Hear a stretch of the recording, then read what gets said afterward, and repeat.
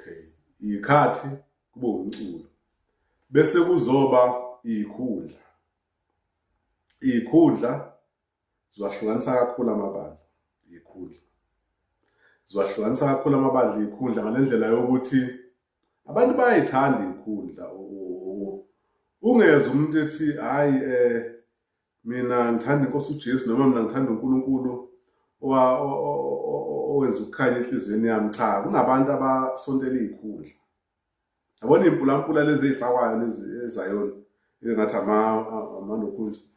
ama-graduation gowns, lezo lokhunja lezo bizwa ngempulampula, lezo ngubo lezo mpulampula lezo bayithanda abantu. Umuntu uyathanda ukuthi kade Shumayeli efake ukuthi usewumvangeli manje sefake ukuthi lo bayaphakanyiswa.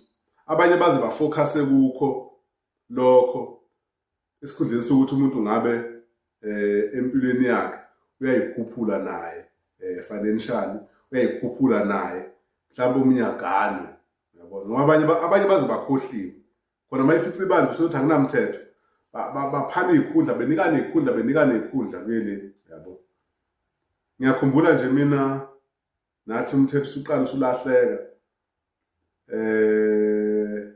Omunye ubaba waye kulama branch aseGoli naye waye enikeza isikhundla, kodwa manje kutholakala noma kuzwakala ukuthi akaqedi kahle noma akaqedanga kahle lokhu nje emzini womuntu. Ngoba njengoba ngisho ngithi ubungabi impela umfundisi ezayo ungacacanga, ungasitholi isikhundla ungacacanga. Ngeke ngachaza phambilini ukuthi isikhundla ubukwazi ukunikezwa sona bekuba unobhala noma ube umshumayeli. Uprofetha noma ubani, uganiwe umncane umdala. So akusisi isikhundla leso. Kodwa-ke ngiyazi namhlanje sokwaba isikhundla leso ngoba sekunamabandla kuthiwa ibandla likaMprofethi ubani. Into esiyaba khona leyo, of which ezayo nicathi nabe singanayo.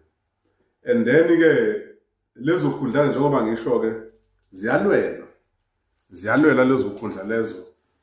Abantu nomuthi bayawusebenzisa, ukudlisana bayakwenza,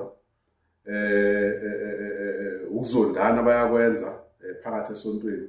Okugcina lokho kulenza ibandla-ke abanye bedinwa bephume kanje behambe.